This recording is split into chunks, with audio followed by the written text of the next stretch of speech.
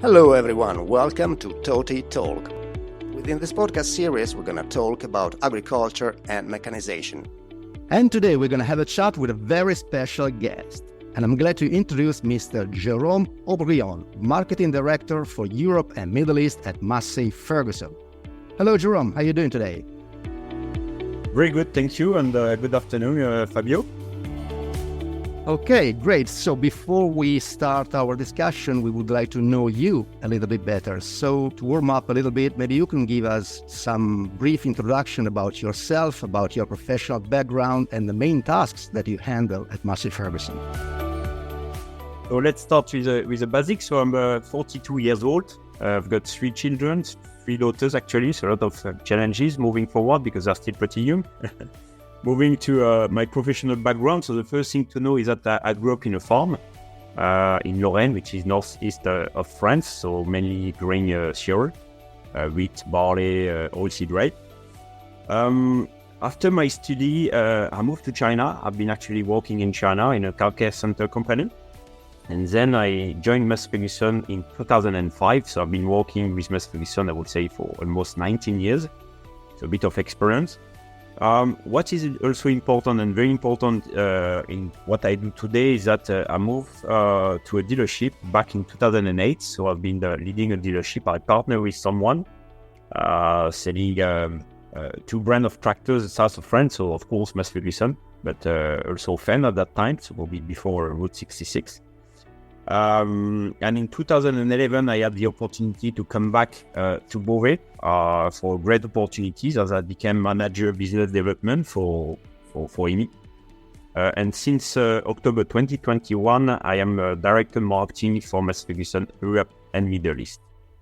And before you ask the question, but I think it was already a part of your questions, what I'm doing every single day in my activities. So the first thing to say is that I cannot get bored about my position because every single day is completely different. You know, marketing is pretty wide because you touch obviously product, you touch pricing, you touch promotions. We are also involved into distribution, so place.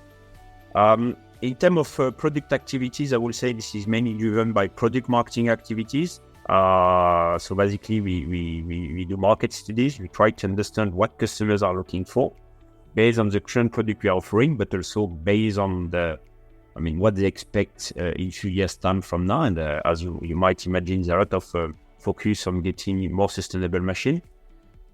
So we do market study. So once we have decided to request for something, we do what we call PDR, product development request. So we raise that request to product management. And if the project is approved, then we have all what we call the NPI activities. So we make sure that all the project, because at that stage is still a project, is in line with expectations, in line with the cost, quality, etc., etc. And we also manage all NPI related activities, making sure that everything will be ready on time when this new machine is going to be introduced to the market. Like making sure that we get all assets available, brochure, price list, etc., etc. So this is what we call product marketing activities. Then we have also, once the new product comes live, we have got sales training activities. So we need to make sure that all people who are going to sell this machine to customers know what the product is about. They know also the USP, unique selling proposition. So this is also part of, I would say, the product marketing activities. So this is what we do. We have everything which is pricing activities, strategic pricing, as well as tactical. And we know that current environment is getting tougher and tougher, of course, because after COVID, a lot of things happen. So we need to react and adjust some pricing according to the market. So this is, I would say, pricing activities.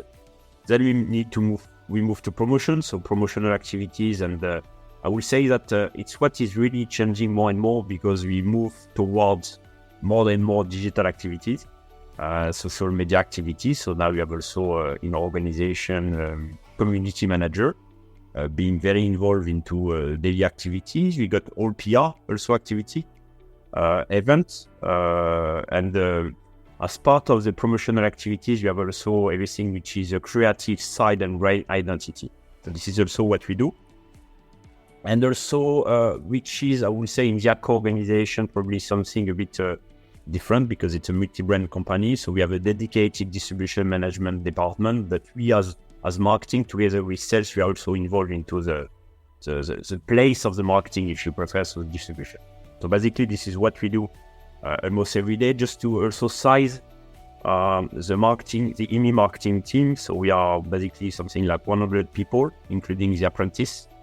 We have 17 different nationalities, so it's pretty, I would say, a wide experience and coming from different culture, which is really important because, yes, the global home of Massey Ferguson is based in Beauvais in France, but we are selling machines in 180 different countries, many different languages, so we need to make sure that we have also this experience and culture also internally to be successful. So this is really important to mention.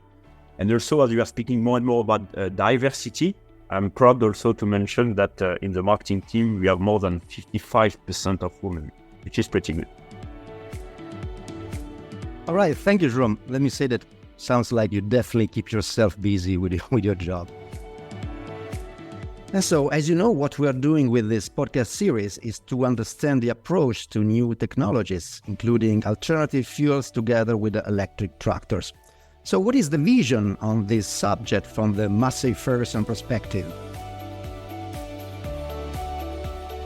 So when we speak about new technology, nowadays we speak about opportunities to contribute to reducing agricultural carbon footprint in general.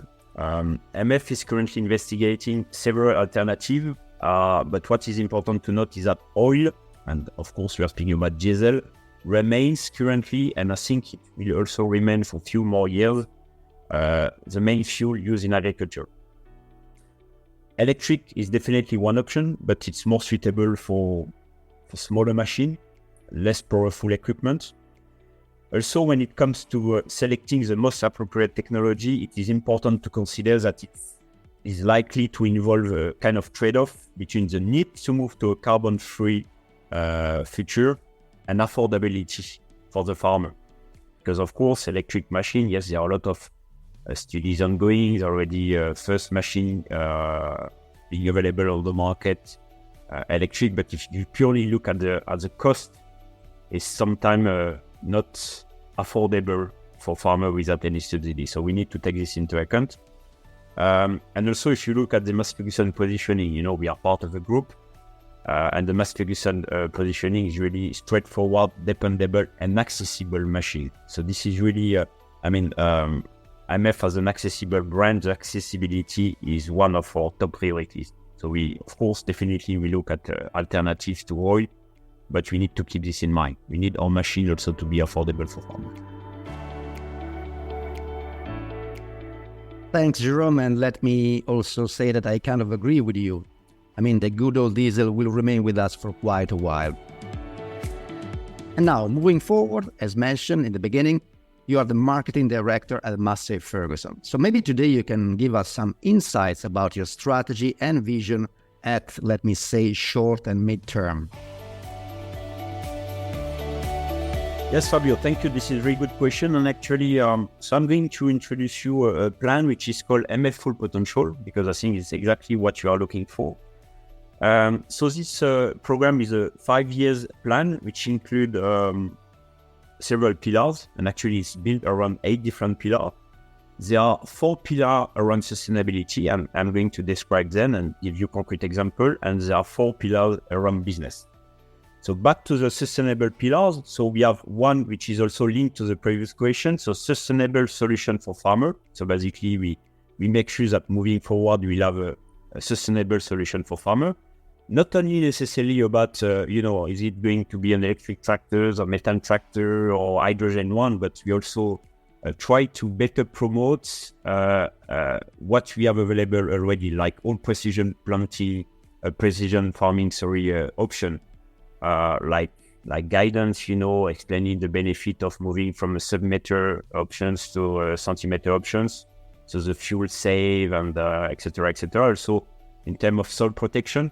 So we have a lot of options that are already existing. So we need to make sure that this is fully integrated into the value proposition of the brand. So we are working on that one as part of this pillar. There is also a second pillar on sustainability, which is sustainable operation. And if I focus on the Beauvais site, we have a lot of initiative ongoing, such as, installing a solar panel on the site, which will also help reducing our footprint. It's also, we have had a very good news recently because we found out that 1,400 meters under the factory, the water is at 65 degrees. So there is a kind of studies ongoing to use this water. It's what we call geothermal. We are currently also passing the ISO 14001 certification, so for the Beauvais site. So there are a lot of, I would say, activities around getting this site more sustainable. One pillar which is also very, very important, this is employee engagement, because without people we are nothing. So we need the people to be more and more committed and happy also to be on site, especially after COVID. COVID had a huge impact on the way we are doing business, not only between us, but also with dealers and farmers.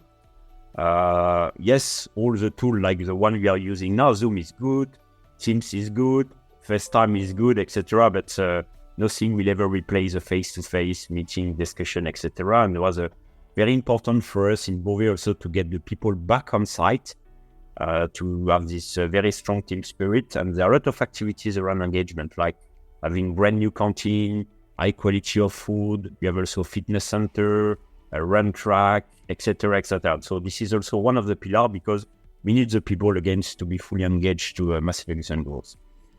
The additional sustainable pillar is what we call creating value in the ecosystem. So basically, and we are pretty lucky in Beauvais because there are a lot of ad company like Isabelle, for instance. They are leader in software. There are a lot of startups as well, and we try to be more involved into their operation because they have expertise that we don't have, and we know that's really useful also into our business, and this brings a lot of added value. We also have internal people in Massey Ferguson that are part of the board of other company, because also in this spirit of sharing experience and getting good feedback. So this is really important.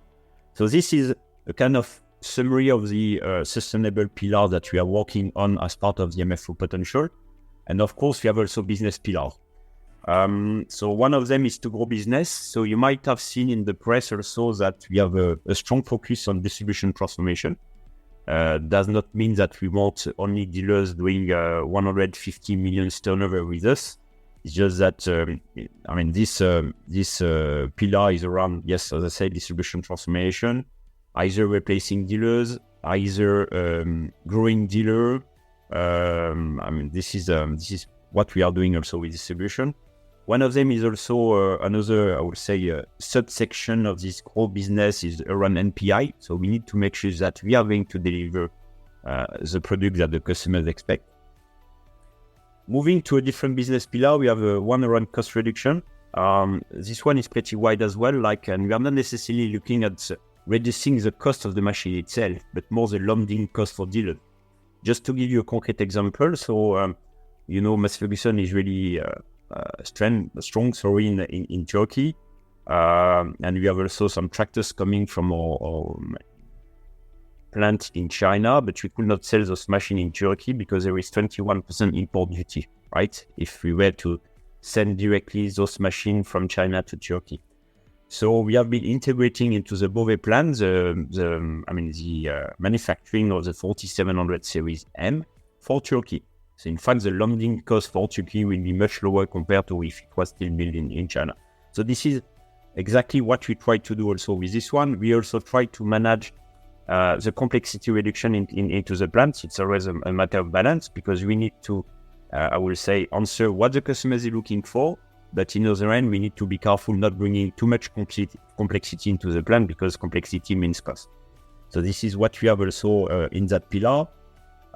We have, of course, another pillar, which is to improve profitability.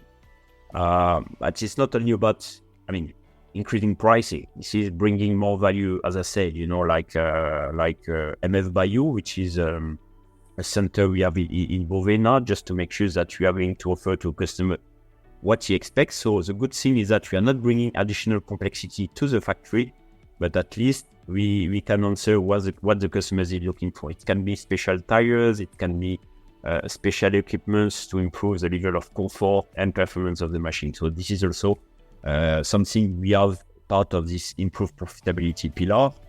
And the last one, also part of this MF full potential, especially in the business pillars, is around linear operation. So every single day we have, not every single day, but on a regular basis, we have discussion about having the operation linear and more efficient, because we need to be competitive, and it's one of the challenge we have also moving forward. Thank you, Jerome, for this wide and very interesting overview. So we're now at the end of this episode, so thank you very much indeed to Mr. Jerome Aubrion, Marketing Director for Europe and Middle East at Massey Ferguson. TOTI Talk is the podcast powered by Tractor of the Year, the International Award for Agricultural Tractors. Follow us on our social media, and for more information about us, visit tractoroftheyear.org.